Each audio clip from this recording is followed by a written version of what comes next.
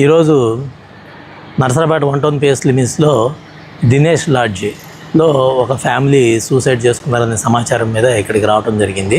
ఇక్కడ room number 304ని నిన్న night around 10 o'clock ఆ టైంలో కుంభా గోపి అనే ఆయన రూమ్ని తీసుకోవడం జరిగింది.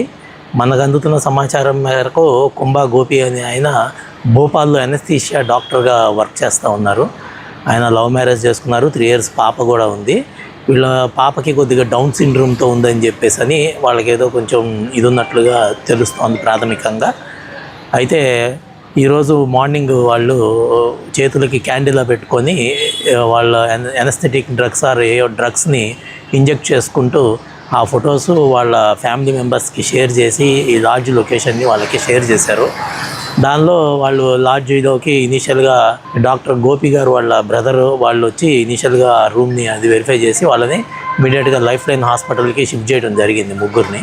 అయితే ప్రజెంట్ హాస్పిటల్లో వైఫ్ అండ్ డాటరు చనిపోయారు. గోపి గారు మాత్రానికి ఇంకా ట్రీట్మెంట్ జరుగుతూ ఉంది. ఆయన లైవ్గా ఉన్నారు. ఇంకా ప్రస్తుతానికి విచారణ జరుగుతూ ఉంది. ఫర్దర్గా ఏమన్నా ఇన్ఫర్మేషన్ అంటే ఫర్దర్ ఇన్వెస్టిగేషన్లో తెలుస్తుంది.